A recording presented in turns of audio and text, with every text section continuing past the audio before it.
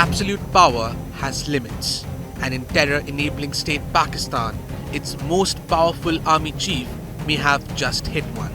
Field Marshal Asim Munir's tightening embrace of US President Donald Trump is turning into his biggest political dilemma yet. Washington is pushing Islamabad to contribute troops to a proposed Gaza stabilisation force, part of Trump's controversial 20-point plan for post-war Gaza. The idea is simple on paper: deploy forces from Muslim-majority countries to oversee security, reconstruction, and economic recovery in a territory shattered by years of Israeli bombardment. In reality, it is anything but simple. Reuters reports that Munir is expected to travel to Washington soon for yet another meeting with Trump, his third in just 6 months. The agenda? Gaza, and possibly Pakistan's soldiers on Palestinian soil. For Munir, this is a political minefield.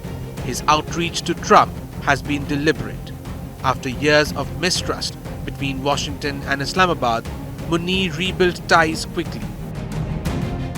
Capped by a rare White House lunch where Trump hosted Pakistan's army chief without any civilian leaders present, it was a symbolic reward and a signal of who truly runs Pakistan.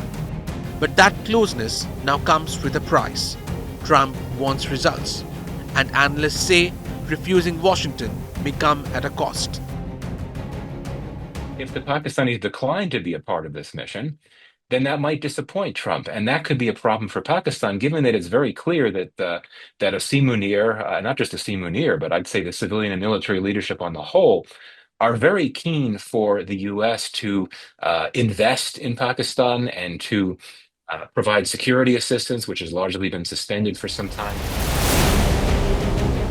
Experts warn that if Pakistan refuses to join the Gaza force, Trump could be disappointed, a problem for a leadership desperate for US investment, financial backing, and renewed security assistance that has largely been frozen. At the same time, sending Pakistani troops into Gaza could be politically explosive back home. Pakistan is the world's only Muslim nuclear power. Its military is battle-hardened and experienced in controlling or training terrorists, and has fought multiple wars with India. However, despite losing all wars, including this year's 4-day conflict in May, Pakistan remains of interest to Trump, as the United States believes it can exert leverage and influence Islamabad's security behavior. But Gaza is different. Any role seen as aiding Israel, directly or indirectly, risks igniting fury among Pakistan's deeply pro-Palestinian public. Islamist parties retain serious street power. Thousands can be mobilized within hours.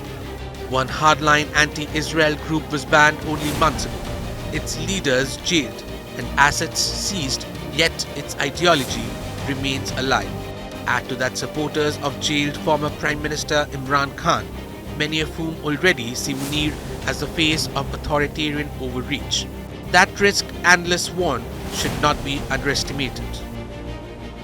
There is a risk of religious hardliners reacting negatively. It's very clear that groups like TLP and others are very opposed to Israel on the whole and to its policies in Gaza and so on.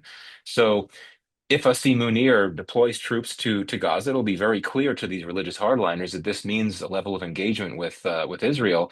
They'll be very unhappy, and I do fear that they could take to the streets. It could lead to violence, that which is not what I think that the military would like to see.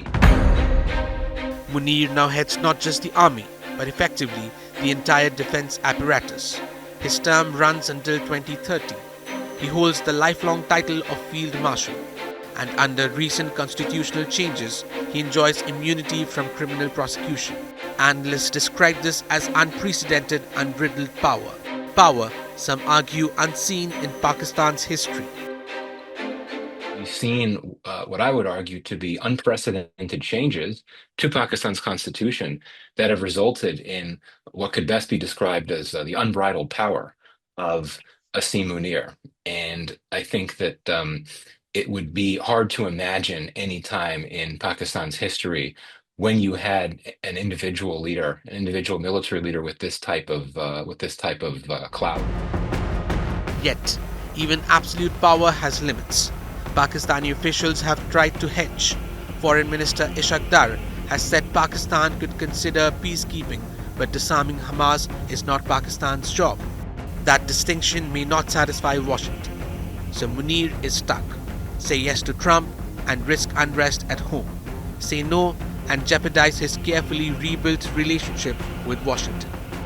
For a man who has consolidated power like no other in Pakistan's history, Gaza may prove to be the one test he cannot control. With Jyoti Shukla, Bureau Report, India Today Global.